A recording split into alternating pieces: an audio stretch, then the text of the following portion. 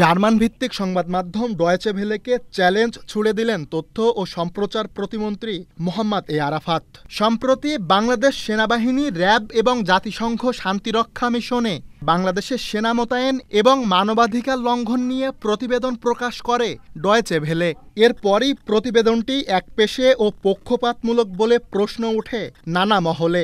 এ নিয়ে সেনা সদরের প্রতিবাদের পর মুখ খুললেন স্বয়ং সেনা প্রধান জেনারেল এস.এম. শফিউদ্দিন আহমেদও। এবার এ বিষয়ে তথ্য প্রতিমন্ত্রী বললেন, প্রতিবেদনটি বিশেষ উদ্দেশ্য প্রণোদিত কিনা সে প্রশ্ন থেকেই যায়। যোগাযোগ মাধ্যমে কিছু গোষ্ঠী অপপ্রচার করে, তাদেরকে প্রলুব্ধ করে। এ সময় গাজায় ইসরায়েলি বাহিনীর গণহত্যা সহ মানবাধিকার লঙ্ঘন নিয়ে প্রতিবেদন প্রকাশ করে ডয়েচে ভেলেকে নিজেদের নিরপেক্ষতা প্রমাণের চ্যালেঞ্জ দেন মোহাম্মদ এ আরাফাত।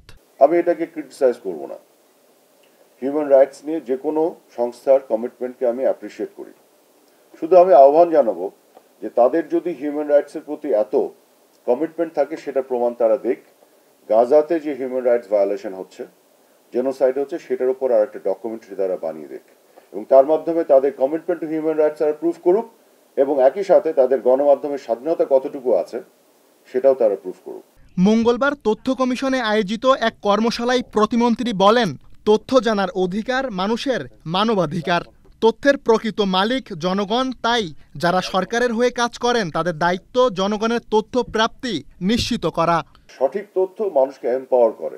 কাজে আমরা তথ্য হলেই এটা কিন্তু ইতিবাচক নয়, যদি অপতথ্য হয় এটা খুবই খারাপ একটা জিনিস।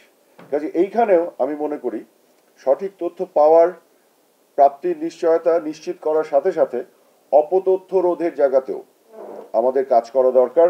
এ সময় প্রতিমন্ত্রী বলেন, সামাজিক নিরাপত্তা নিশ্চিতে বছরে 1,20,000 কোটি টাকা খরচ করে সরকার। তবে সামাজিক যোগাযোগ মাধ্যমে বিভ্রান্তিকর তথ্য দিয়ে মানুষকে ঝুঁকিতে ফেলছে কিছু গোষ্ঠী। এক্ষেত্রে স্বচ্ছতা ও জবাবদিহিতা নিশ্চিতের তাগিদও দেন তিনি। তথ্যের একটা ডাউনসাইড আছে। তথ্য যদি সঠিক হয় then it is very good, powerful. এটা যদি সঠিক না হয় সেটা কিন্তু ধ্বংসাত্মক হতে পারে। It is not only in the political sphere, but also সামাজিকভাবে কত নারী শিশু গ্রামে গঞ্জে মফস্বলে ঝুঁকির মধ্যে পড়ে যান অপতথ্যের দ্বারা শিকার হয়ে সামাজিক যোগাযোগ মাধ্যমে। কর্মশালায় জনগণের তথ্য প্রাপ্তির বিষয়ে প্রধান তথ্য কমিশনার বলেন, তথ্য চাইলে জনগণ দিতে বাধ্য প্রশাসন।